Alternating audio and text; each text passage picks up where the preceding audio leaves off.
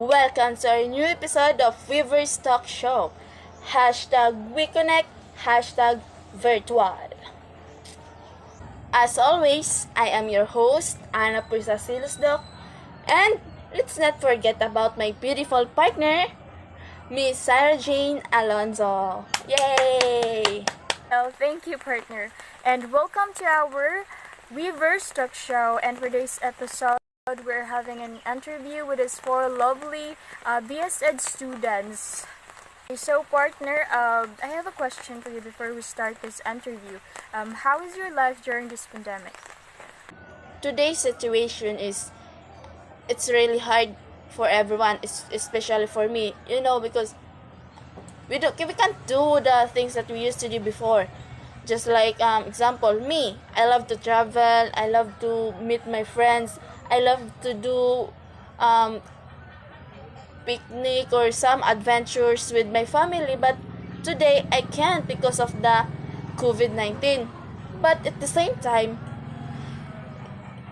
it's give a positive effect to me because like for example, I have more time for my family, for myself, and I also discovered many things that I never do before, just like painting, drawing, and cooking. Before, I have no idea about that, but now, oh my gosh, I can do it now, even just a blink of an eye. So how about you, Syra? Yes, same with you. I also spend more of my time with my family, and I study and have some research for any current issues. Okay, partner, allow me to introduce our participants for this episode. We have our one and only lady, Miss Shariza Shaika Alap-ap, Mr. Felix Pungus, Mr. Bryle Jude Danuco, and lastly, we have Dieter Erasos. Okay, welcome to our four guests. So how are you today? Well, yes, I'm okay. I'm doing good. For me to cope up the stress that we have in the environment in this time of pandemic, I'll entertain myself by the use of social media, online games, and especially bonding with my family. Guys, hi Rafiza, hi Syra. Okay, in regard to the question of how I cope up with the situation that we had today, the COVID-19 is, I just get used to it. That's how I cope up with it. Well, we don't have no choice but to stay at home. We're not used to this staying at home, having this lockdown. We can't go out with our friends, but eventually you adapt to the new situation because this is for our own good. You'll just need to strengthen your faith that things will be alright soon and trust the process. Just accept the fact that this is the reality that we are facing today. And also, you need to abide with the protocol so you can cope up with. Yes, that's true. As a future teacher, what can you say about the schools that approach the curriculum as subject-oriented? Make robots out of the students? My opinion to schools that approach curriculum as subject-oriented who makes robots out of students is, I don't think that is the reason why schools approaches as subject-oriented. Maybe the reason for this is schools just wanted students to be more aligned in their courses and to focus of what they want to do, because the more that you complicate things or you make students do what they don't want to do or out of their course, they get confused and don't know what will happen next or what will happen to their future. So as much as possible, schools try students to be more focused on what are their courses about.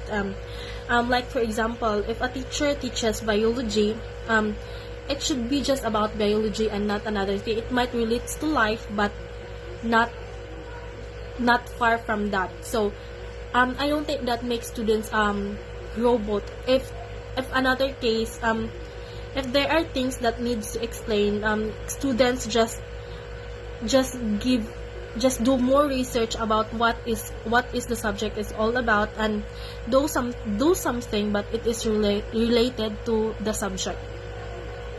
Here's my question. Why in schools where learner-centered curriculum is practiced, the discipline is weak? So, in schools where child-centeredness is an approach, discipline is weak.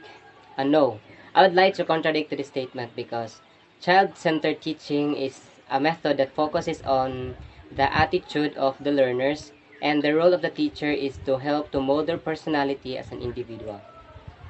At this case, the teacher should always consider the needs and interests of the learners. And it's more about the students while the teachers are facilitating the learning process. Child-centeredness is an approach that puts students' interests at the forefront of the educational experience, like knowing what they want to learn or with whom they want to learn, and etc. It is intended to develop more proactive and self-regulated learners who can control their own learning processes and improve their own educational outcomes. Okay, then what can you say about the statement that students are too young to solve life problem? Why should they do problem solving in school?